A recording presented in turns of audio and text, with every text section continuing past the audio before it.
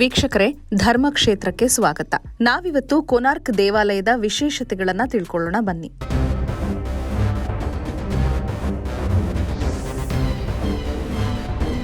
ಕೊನಾರ್ಕ ಎಂಬ ಪದವು ಸಂಸ್ಕೃತದಲ್ಲಿ ಕೋನ ಮತ್ತು ಅರ್ಕ ಅಂದ್ರೆ ಸೂರ್ಯ ಎಂಬ ಪದಗಳಿಂದ ಕೂಡಿದೆ. ಈ ದೇವಾಲಯ ಹಿಂದೂ ಸೂರ್ಯದೇವ ಸೂರ್ಯನಿಗೆ ಸಮರ್ಪಿತವಾಗಿದೆ.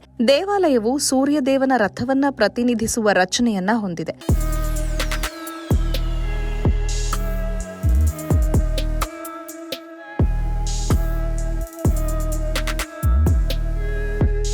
ಕೊನಾರ್ಕ್ ಸೂರ್ಯ ದೇವಾಲಯ ಒಡಿಶಾದ ಕರಾವಳಿಯ ಚಂದ್ರಭಾಗ ನದಿಯ ಮುಖಜ ಭಾಗದಲ್ಲಿ ನಿರ್ಮಾಣ ಆಗಿದೆ. ಈ ದೇವಾಲಯ ಪುರಿ ನಗರದಿಂದ 35 ಕಿಲೋಮೀಟರ್ಗಳಷ್ಟು ದೂರದಲ್ಲಿರುವ ಕೊನಾರ್ಕ್ ನಗರದಲ್ಲಿದೆ. ಹೀಗಾಗಿ ಇದನ್ನ ಕೊನಾರ್ಕ್ ಸೂರ್ಯ ದೇವಾಲಯ ಅಂತ ಕರೆಯಲಾಗುತ್ತೆ. ಇದು ಕಳಿಂಗ ವಾಸ್ತು ಶೈಲಿಯಲ್ಲಿ ನಿರ್ಮಾಣ ಆಗಿದೆ.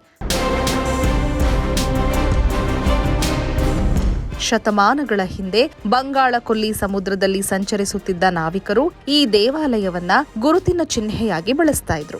ಯುರೋಪಿಯನ್ ನಾವಿಕರು ಇದನ್ನ ಕಪ್ಪು ಪಗೋಡ ಅಥವಾ ಬ್ಲಾಕ್ ಪಗೋಡ ಅಂತ ಗುರುತಿಸ್ತಾ ಇದ್ರು. ಈ ದೇವಾಲಯವನ್ನ ಪೂರ್ವ ಗಂಗಾ ರಾಜವಂಶದ ರಾಜ 1ನೇ ನರಸಿಂಹದೇವ ಸಾಮಾನ್ಯ ಶಕ 1250 ಸುಮಾರಿಗೆ ನಿರ್ಮಿಸಿದನು. ವಾಸ್ತುಶಿಲ್ಪಿ ಬಿಸು ಮಹಾರಾಣ ಈ ದೇವಾಲಯದ ವಿನ್ಯಾಸವನ್ನ ರೂಪಿಸಿದ ಎಂದು ಇತಿಹಾಸದ ದಾಖಲೆಗಳು ಹೇಳುತ್ತವೆ.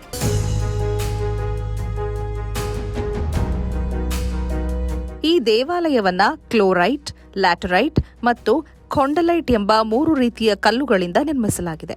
12 ಎಕರೆ ವಿಸ್ತೀರ್ಣದ ಈ ದೇವಾಲಯವನ್ನ ಸಾವಿರಾರು ಕೆಲಸಗಾರರು 12 ವರ್ಷಗಳಲ್ಲಿ ಪೂರ್ಣಗೊಳಿಸಿದ್ರು. ಈ ದೇವಾಲಯ ಸೂರ್ಯದೇವನ ರಥದ ಹಾಗೆ ನಿರ್ಮಾಣ ಆಗಿದೆ. ಈ 7 ಕುದುರೆಗಳು ಈ ರಥವನ್ನ ಎಳೆಯುತ್ತಿರುವಂತೆ ಕಟ್ಟಲಾಗಿದೆ. ಈ 7 ಕುದುರೆಗಳು ಬೆಳಕಿನ 7 ಬಣ್ಣಗಳನ್ನ ಮತ್ತು ವಾರದ 7 ದಿನಗಳನ್ನ ಸಂಕೇತಿಸುತ್ತವೆ. ಹಾಗೆ ಇಲ್ಲಿ ಕಾಣಿಸುವ 12 ಜೊತೆ ಚಕ್ರಗಳು 12 ಮಾಸಗಳನ್ನ ಪ್ರತಿನಿಧಿಸುತ್ತವೆ. ದೇವಾಲಯದ ರಥದ ಚಕ್ರಗಳು ಸೂರ್ಯ ಗಡಿಯಾರದಂತೆ ಕಾರ್ಯನಿರ್ವಹಿಸುತ್ತವೆ. ಪ್ರತಿ ಚಕ್ರವು 8 ಪ್ರಮುಖ ಸ್ಪೋಕ್ಸ್ಗಳನ್ನ ಹೊಂದಿದೆ. ಪ್ರತಿ ಸ್ಪೋಕ್ಸ್ ಒಂದು ಪ್ರಹಾರನ ಅವಧಿಯನ್ನ ಸೂಚಿಸುತ್ತೆ. ಒಂದು ಪ್ರಹಾರ ಅಂತಂದ್ರೆ 3 ಗಂಟೆಗಳ ಅವಧಿ.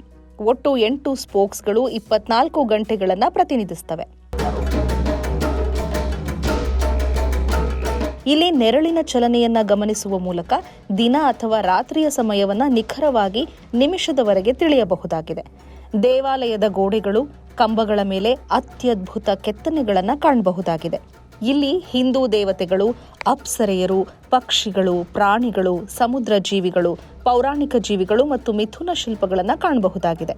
ಕೊನಾರ್ಕ ಸೂರ್ಯ ದೇವಾಲಯದ 7 ಕುದುರೆಗಳಿಗೆ ಗಾಯತ್ರಿ, ಬೃಹತಿ, ಉಷ್ಣಿಕ್, ಜಗತಿ, ತ್ರಿಷ್ಟುಭ, ಅನುಷ್ಟುಭ ಮತ್ತು ಪಂಕ್ತಿ ಅನ್ನೋ ಹೆಸರುಗಳನ್ನು ಕೊಡಲಾಗಿದೆ.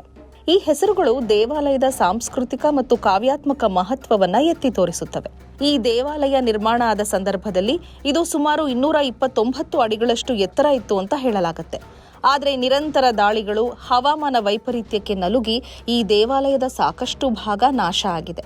ಅದರಲ್ಲೂ ಮಂಟಪಕ್ಕಿಂತಲೂ ದೊಡ್ಡದಾದ ವಿಮಾನ ಗೋಪುರ 1837ರಲ್ಲಿ ನಾಶ ಆಗಿದೆ ಅಂತ ಹೇಳಲಾಗ್ತಿದೆ.